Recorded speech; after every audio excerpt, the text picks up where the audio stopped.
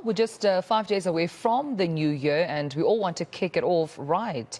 And some of you might even already have your 2023 New Year's resolutions. It could be fitness goals, saving more money, reading more, any of them. But should we be making these resolutions or are they pointless, with most really sticking to them? Let's find out more from Ivan Jones, Life and Breakthrough Coach at Mind Right Coaching, joining us this morning. Ivan, thank you so much for your time. Quite an important conversation because we have this list, could be up to 10, 20 perhaps, of New Year's resolutions, but it's sticking to them that seems to be the hard part. So are New Year's resolutions even necessary to begin with to have? Well, firstly, good morning and thank you for having me here. And when it comes to are they important, the simple answer is yes. They really are, because we have to understand what we're doing is we're making a promise to ourselves to achieve a goal going into the new year. And setting goals for yourself is probably the most important thing you can actually do. And why is that important? Why is it important to almost have something that you commit to, that's a goal for the next 12 months? Why is that important to human beings? Well, what it does is that it allows us to actually grow on a personal level. I mean, if you consider yourself, or if you're rather thinking about having a fitness goal, or maybe something with regards to your mental health, with regards to your relationships, these goals can be really personal to you and actually be very aspirational.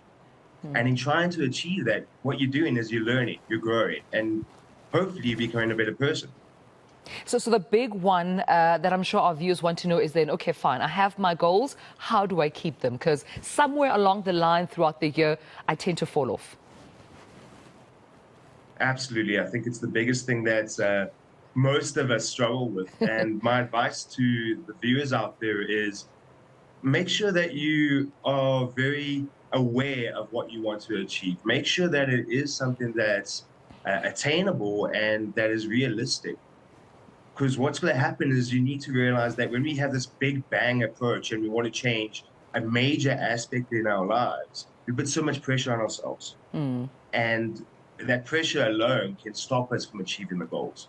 So we need to understand how we get there and is it in fact realistic for us to aim for these goals. And I just wonder, when you talk about that, I remember reading somewhere when, preparing for our conversation where I think the article spoke about taking bite sizes to your goals. Don't take, bites that are too big to fit in your mouth. And I wonder at times, do we have this goal, but no plan whatsoever to break it down realistically on how to get there? Or is it just a big goal and we think miraculously we'll land on the goal? You are 100% right. We realize we have a big goal and we think we don't have to do anything. One day we're going to wake up and the goals to be achieved. We have to put together a strategy and be specific around that strategy. Because remember, the goal you've set for yourself is the finish line. You need to figure out how to run the race. And you need to put those steps together. Otherwise, you will trip up. And when you trip, you need to understand that the goal, your journey is not necessarily over. Say the bite-sized pieces. It comes down to celebrating the small little steps you are taking. Because if you don't celebrate those small wins, you're going to feel a lack of motivation. And I just wonder, Ivan, does that have a negative effect on one's mental health when you don't achieve these big, ambitious goals with no plan whatsoever? Does that have a knock-on effect on how one then feels about themselves, their self-esteem, their self-confidence, and whether or not, their resolutions are even worth it? Absolutely. And I think this is where the whole discussion comes, if a resolution is worth it, because people try and they try again and they keep failing. And it comes down to they're feeling disheartened. They're feeling like they aren't making any progress. But if we aren't celebrating those small wins, we never know how far we've actually come. So if you think that all of a sudden you're going to lose 15 kilograms in the new year, and then we get to 2024 and you haven't, you are going to feel demotivated. But then again, you don't realize that you lost 7 kilograms and you're going to the gym more often and you're not celebrating that.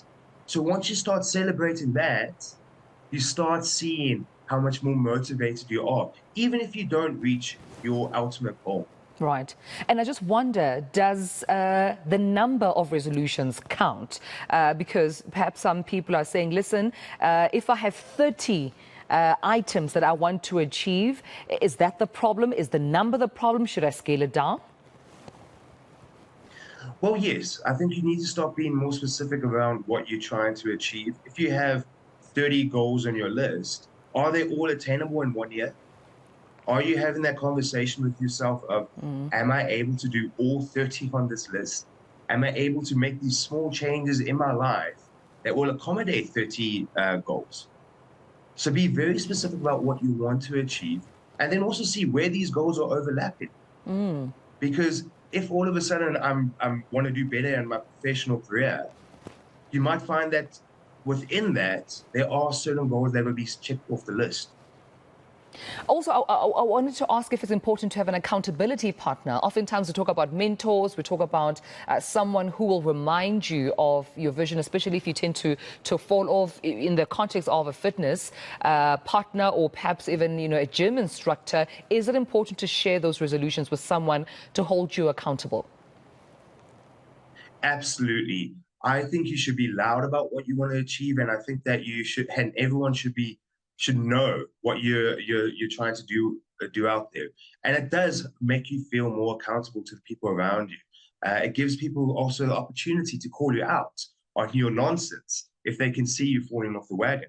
So having a personal trainer, having a coach, having a mentor is very important because it is their accountability partner. We'll have to leave it there because of the time that we have. Thank you so much, Ivan Jones, Life and Breakthrough Coach at Mind Right Coaching, giving us sound advice. I think the point of this conversation, though, is to ensure that your goals are realistic and make sure that you do have a plan on how you're going to get there in 2023. We're not going to miraculously get to our goals. There needs to be a plan that's realistic, and have a conversation with yourself if this indeed is something that you can do in X amount of time, or you would need more time. But importantly, celebrate whatever win that you have, because trust me, you have made progress from where you were previously. Thank you.